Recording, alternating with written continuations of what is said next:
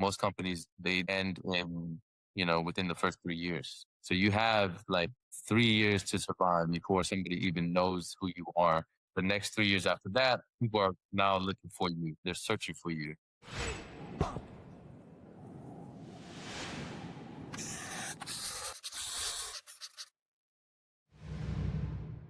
Hi, everyone. My name is Carmen Doveld, and I will be hosting today's episode of Behind the Founders.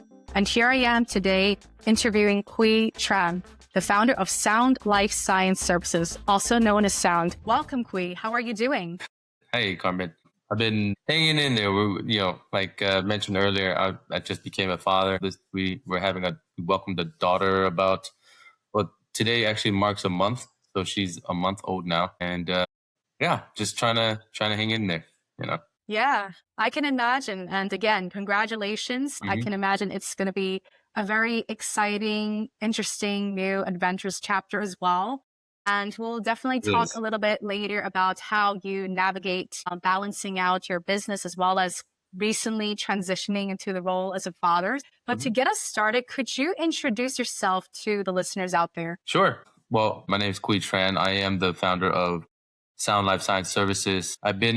We've had this business for the past 6 years, and we primarily represent the life science industry. I've been in the life science industry for most of my career. I graduated from UCLA with biophysics background, and then did some research for a little bit, and then went into the industry. From there, I graduated in 2008, so it was a pretty tough time looking for a job, and it was pretty bad recession during that time. So trying to navigate that, and then eventually, finding foundation. We started working for various companies like Amgen, and then, moving from doing lab work to managing, and then moving into a sales and business development role for a device manufacturing company called Lives International.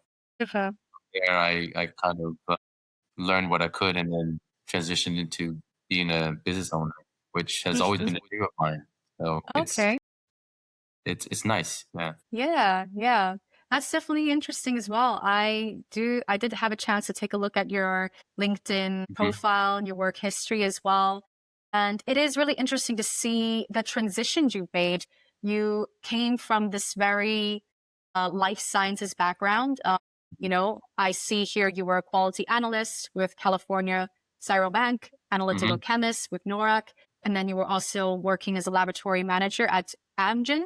And then afterwards, you made this transition to focus more in the business development area as well. So what made you decide to go into life sciences, being in a lab, and then transitioning into more business development? Yeah. So I've always been interested in science. I thought I would go into doing more research, going through the whole academic route. And then one thing led to another. During research, I kind of got burnt out. And so I moved to like being more in the industry. But come to find out, that was also tough because, during that time we had, the housing crisis. So I was still pursuing my passion of being, being in the sciences, right? So working my way towards Amgen. Amgen is one of the leading pharmaceutical manufacturers in the world. And they pride themselves in doing the right thing. They pride themselves in being a leader in industry practices and manufacturing standards.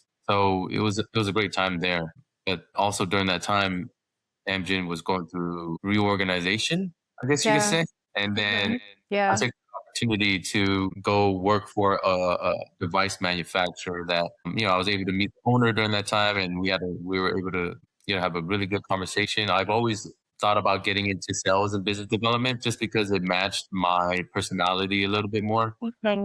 So, being able to explore that and seeing where that would go, right? So I gave myself, it was pretty interesting and rough at the same time. Like I gave myself a year to kind of pursue this. And, during that time, it was just, being in sales, like, you're constantly being rejected, Yeah, I heard that a lot. You're just facing a lot of rejections. And so towards the end of the year, I was like, man, I was almost ready to give up. And, luckily I never stopped sort of trying. And so one thing I realized, which nobody really tells you before getting into sales, is that there's a sales cycle, there's a pipeline you got to build up. All that takes time, and you're gonna face a lot of rejections, but you just got to keep on pushing through it. So like towards the end of the year, some things started, turning positive, and I Mhm. started bringing in more sales, more clients, and then from there it was like developing the relationship, and that's where things start to become a lot more fun. And so I stuck with that for 6 years about. And so I grew basically the entire West Coast operations for Lives International. And after 6 years, I was thinking like, man, this is, where do we go from here, right? And this is right around where COVID was happening, and a lot of people were having that conversation, that turn that sort of like reflection, right?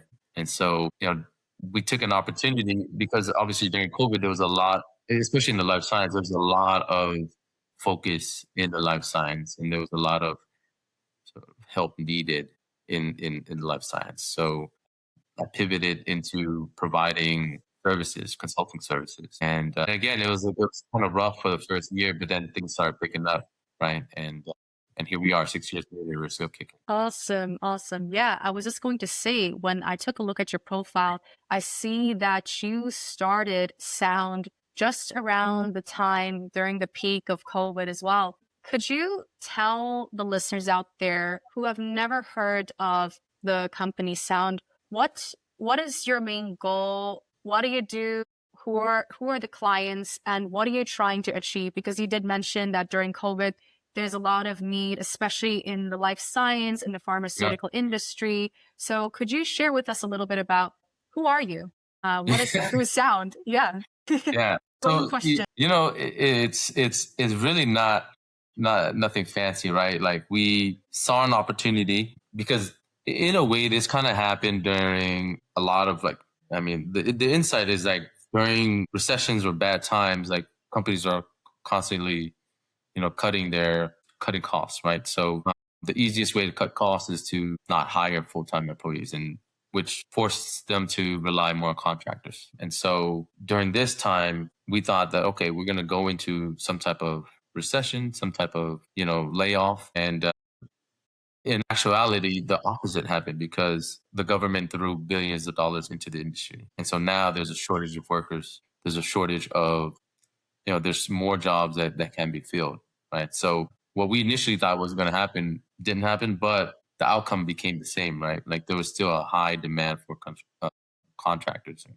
consultants and those that can come in and provide services without, ongoing costs, right? So if you're going to hire an employee, they're going to continue to cost you even if they're working or not working, right? So noticing that kind of opportunity, I took that chance to pursue then this business. Now, there's no, initially we were like, oh yeah, we're going to help our friends, our clients by providing services that they need, and we'll get paid, for our work and grow a business, right? There's no like grandeur sort of like goal in mind. It was just there's an opportunity, let's go for it. Now that we have this business, okay, what type of company do we want to focus on? What's our goal? What's our message? I'm still trying to figure that out. I'll be honest. Uh, the things are evolving, right? So what is our mission goal, right? Every company has like on their website what's their mission, and our mission obviously is to get the job done with better than anyone else, with quality, integrity, bringing in new technology. Let's just push the standards forward. And so that's very generic, I would say, right? But if you to say, you're to ask me like, okay, where do I see myself or see the company in 5 years, and what are we be doing? We're doing, we would be doing more automation integration. We would be doing a little bit more involvement with what they call it Pharma 4.0, which involves machine learning and AI. And so that's, that's sort of the direction I want to move towards. How we get there, I have a plan, but I'm still working that out. Right. So there's no, I mean, yeah, I can't really tell you that there's a principle in mind. I do operate off of my own personal feeling about how I treat other people, and which reflects on how I treat my clients, right? So that in itself is a core principle of mine. Is it a core principle of the company? Yeah, at the end of the day, we still need to make money and grow, right? So how we do that, hopefully my core principles and the company's principle align. Obviously, as a founder and as an owner of the company, I have a greater influence on how that happens. But at the end of the day, it's trying to keep the business alive and striving, right? So Yeah, of course. Definitely very interesting times, Just want to revisit what you said back, how during COVID is really a time where people have the space to think and reflect what's important. And also very interesting, that was sort of a turning point for you, despite all the setbacks you were talking about working in sales, also the economic crisis. It's definitely really tough to navigate. And for you to take all of that and use it as inspiration. Okay, let's start something, let's build something. So yeah. my understanding correctly, you are basically like a consulting services and you're helping other pharmaceutical biotech companies, making sure everything's aligned, or how would, Right. So what's, yeah. yeah, so we provide engineering services, Okay. right? So whether it's bringing a facility up to code, right, or specifically what we do is in the CQE realm, right? So that's commissioning, qualification, and validation. Yeah. Yeah. So qualification validation is pretty straightforward, right? So you have a requirement that when you have specifications that your client has, and we want to make sure that the systems, the equipment, the software, all of that aligns with what your client is required, Okay. right? That So we makes test, sense. we draft protocols, we write scripts, we test scripts, and we basically test and we record, we report, and so that way once an auditor or their client or FDA comes, we are able to justify their process. So yeah, Yeah. and so we have engineers on our team that handles various projects. So Okay. we're project based company. We're not necessarily a staff augmentation type business. So which allows us to be smaller, but then a lot more effective. Yeah. Okay.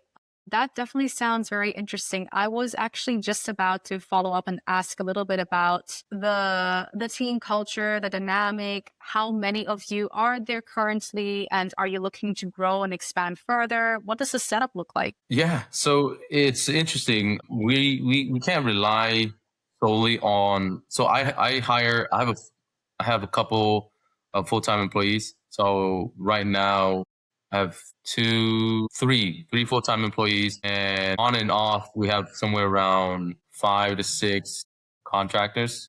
It really depends on the projects that we have, right? So we'll staff up, staff down depending on the need of the project. So floating around is about 6 contractors and then 3 full-time employees. Okay. And the full-time employees, they are machine learning engineers or system engineers. Right. What kind of roles do they So they're fulfill? yeah, so they're validation engineers. Yeah. Uh, right. So they will go on site, execute, and then move on to the next task or the next project. And luckily in this business, there's a lot of reoccurring work that needs to happen, right? So requalifications that need to happen. So, we are able to support our clients there, and obviously new projects that come along as well. So, yeah. Okay. All right. And I just wanted to come back to the question about how you are basically helping other clients and companies ensuring that the equipment is compliant, so to speak. Yeah. So could you give some examples? What kind of equipments do you as a team validate and check through just so that the listeners get a better understanding about what you supported? Yeah. So one of the biggest things that we support is in thermal validation. That includes qualifying, validating, freezers, refrigerators, cold rooms, autoclaves, lyophilizers, washers, like anything that sterilizes, anything that involves cold storage. I would say we're experts in when it comes to like utility systems, HVAC systems, environmental and modular systems, clean room qualifications. Those are more complicated systems that we also can help in. And I mean, I have the staff to help. Obviously, my three employees that do work with me, there's some things that they're not as knowledgeable in, so we'll bring in an SME to get that done. Yep. And that's where bringing in other contractors. Yeah. Okay. And your three full-time employees and the contractors, are they all working remotely? Where are they all based? Everybody's remote, so either they have to be on site to execute, or they're working from home, and that's kind of like for a lot of companies like myself, that's basically how things work. Right. Mhm. So there's a lot of people are moving away from having a office, so to say, and just Okay. makes the overhead costs a lot less. Definitely. I Mhm. feel like, especially during the period of COVID, that's definitely shifted a lot of things in terms of remote working or being on site. I feel like Mhm. there's been quite a debate about that as well. When Yeah, you, as a, I yeah, have a personal feeling on yeah, that. Like, I honestly think that there should be, if you're young in your career, you need to go into the office. okay, You got to build that interesting. relationship. You build it when you start working with people, you start becoming friends. You build that relationship. You move up in the industry, and you continue to establish that relationship. So that way, like, you build your network. Like nowadays, when you're working from home, the moment you're done with work, you're closing that laptop and you're out, and it just doesn't allow you to have that relationship that a lot of young people need, like a mentorship or even that randomness that happens when you're in the office. You know what I mean? Yeah, That makes sense. happen, and you can learn a lot of things from people that are in your group that you just happen to work with, or people that you're just walking by saying hi. Maybe you walk by somebody doing something interesting and you can ask them questions, right? You're not going to get that from working at home. And yeah, it's unfortunate. I think that there should be more in office work, especially if you're young. You got to be in office. That also means that there needs to be somebody senior level that can actually, provide some type of mentorship for you. And you lose that. Somehow you got to mimic that if you're going to work from home. But for me, I have a small team. I can manage that pretty easily. We'll have get-togethers. And they're working on site at that different client sites, so they have that interaction with different senior level people, and also people at their own level as well. So for a small team, that's okay. For a large company, large team, that's more difficult to do, I think. Especially when it comes to the networking aspects as well. It's quite interesting the point you mentioned about people who are starting their or at the stage in the earlier stages in their Mhm. career, the importance of networking, building those relationships. I've spoken to quite a couple of founders about this, the importance of networking.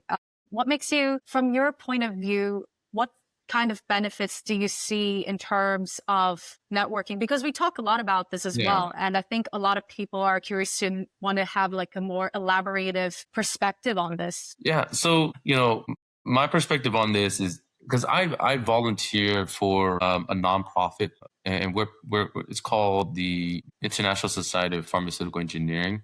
We have a Los Angeles chapter, and the group in our chapter, we have about 400 members. Globally, there are, I don't know, like over 10,000 members. And I've ran that chapter. I'm currently the treasurer. I was the president a few years back. So we put together educational programs, networking events, various things for those in the pharmaceutical industry. And prior to joining, we just called the group ISPE Greater Los Angeles chapter. Okay. And so prior to joining the group, my network was pretty small. It was just within, people I work with. And being in sales, you need that network, right? So you need people to support you in what it is that you're doing.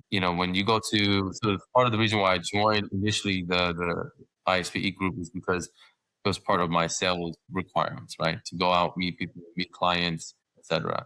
But now it's got to a point where those people that I've talked to, they're now my friends, or they're my colleagues, or we support each other. And the great thing about it is that the larger your network, the more solidified, the stronger your network. What ends up happening is that regardless of what, good times or bad times, you're always going to have a group that's going to support you. Whether you lost your job, whether there's an economic crisis, whether you're maybe trying to look to move to a different position, or, maybe something better comes up, that network is going to support you in all, right? So now, if I had my business, I wouldn't have survived without my network, right? We wouldn't be getting projects without the network that I have, you know. So it's Definitely. very Yeah. important, for sure. Good. Yeah, definitely. There is a lot of power when it comes to connecting, building connections, because it only opens doors. You never know where it's Mhm. going to take you, and you never know what kind of projects you get involved in. And I see that you are very proactive in your life. You are running your business with sound for over 6 years now, Mhm. or close to 6 years. And then you mentioned that you are part of the ISPE Greater Los Angeles volunteer group as well. And adding on to the fact that you became a new parent, a recent father. Yeah. How do you manage and balance all that time? Because that's definitely, multiple commitments, priorities, Yeah. responsibilities running at the same time. I'm trying to automate some of the things in my life, and part of that does require me to learn more about, what Claude has. How do I, create agencies, right? Like, or build agency in my life. How do I, automate some of the minor tasks, like, making sure people are paid on time, making sure our timesheets are updated, making sure, if there's if the project is coming, to a close, like, are we are we meeting our timeline? Are we on budget? All these different types of project management tasks can be automated, can be summarized and curated in a way that, like, it prioritizes the more important things. And the only way I'm able to do that and at the same time be there for my daughter is to, build some of these agencies in my life, right? So luckily, we're at a good time where AI is at a point where I don't need to learn code, right, to build a project management app or a tool for my company. A way to manage the clients, a way to kind of have like a bespoke software or application that will fit our operations. So it's been, that's kind of the way to get about it. But at the end of the day, I'm not able to do any work if I'm holding my daughter, right? And that's okay. I can prioritize her over my business, and there's just no way around it. Yeah, and I've taken a step back in doing more work or pursuing more work or growing the business to focus more on my wife and my daughter. But once things kind of get settled down, then we'll pick it back up, right? So yeah, there's no balancing.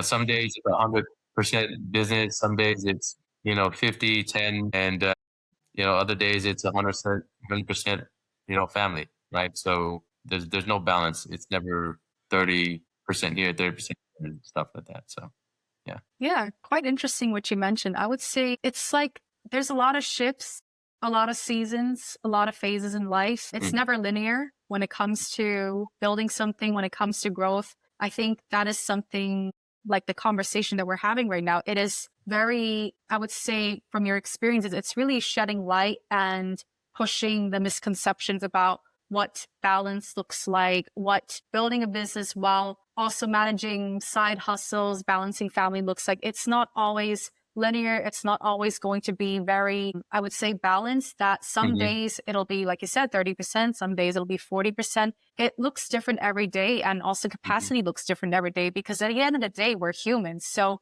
it would not make a total sense when it's very, I would say, quantified or like really calculated as well. So I think, Yeah. yeah, at the end of the day, we're human. And I think we should also show ourselves and remind ourselves that. And in a way, it also takes the pressure in terms of the pressure to always achieve or reach a certain, I would say, quota or percentage or Mhm. something like that. Yeah. Yeah, yeah, you're right in that sense. Like, having a certain goal in mind, like, okay, we're gonna grow 10%, 20%, 30%, all of that kind of gets flipped upside down and reprioritized of, like, okay, when is it okay to just be, stable? Yeah. When is it okay to just let things be as they are, enjoy some of the fruits of the labor, right?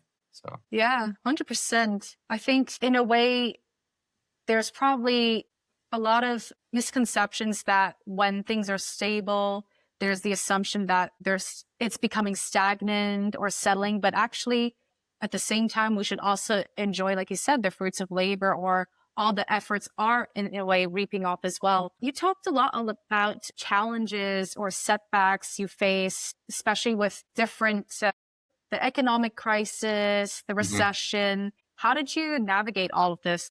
Uh, I think I have like I guess a naive positive outlook in life. You know what I mean?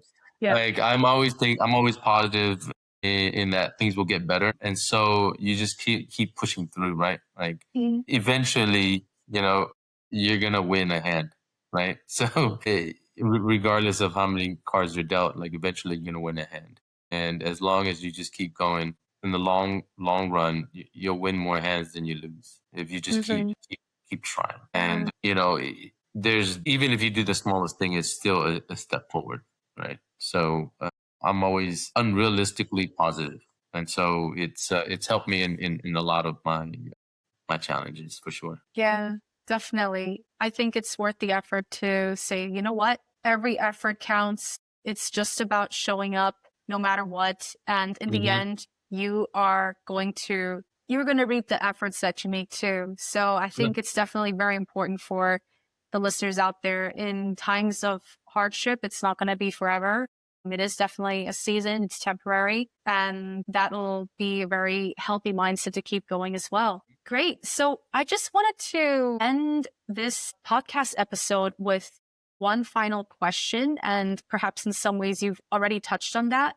Mhm. But if there's anything you can think of in terms of advice or messages that you want to share for someone who's thinking about building a business or starting, or who has an entrepreneur mindset, what would it be?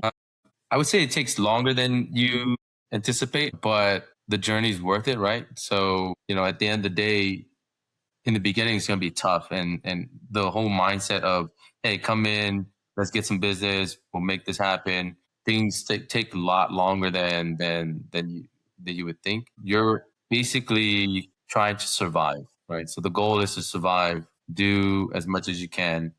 We talk about that place of stagnant, right? Which is basically what you need in a business to build foundation before you move up to the next, before you take on the next challenges. And so when things are pretty much, going smoothly, you use that time to build your foundation before you move up, and then try to survive as long as you can, because it's a lot longer than what you would normally think. Most companies, they end in, within the first 3 years. So you have like 3 years to survive before somebody even knows who you are, knows the name of your business, knows what you're trying to do. Those first 3 years are used to gain business. The next 3 years after that, people are now looking for you. Now, they're searching for you, and that's where you want to get in. Obviously, for me, my journey is a little different from. You'll hear other founders that are constantly working on, a product for 10 years, and then finally kicks, right? It finally takes off, and it looks like they've been, they knew the answer all along, but it takes time and takes a lot of trial and error. Yeah, for sure. And I like what you mentioned, that everyone's journey is unique, everyone's journey is different. And it's also about having resilience Mhm. and persistence and patience. That's also a skill that needs to be developed and learned in order to be able to finally see the results that would eventually come to life as well. So I believe that's definitely a very powerful reminder for those out there not to keep pushing and not to give up. And eventually, in the end, everything is going to be worth it too. So, Kui, again, Mhm. thank you so much Yeah. for taking the time to share with us about your journey, how you started Sound, and definitely be sure to stay tuned for the next episode. This is Carmen Dovad and Quy Tran at Behind the Founders.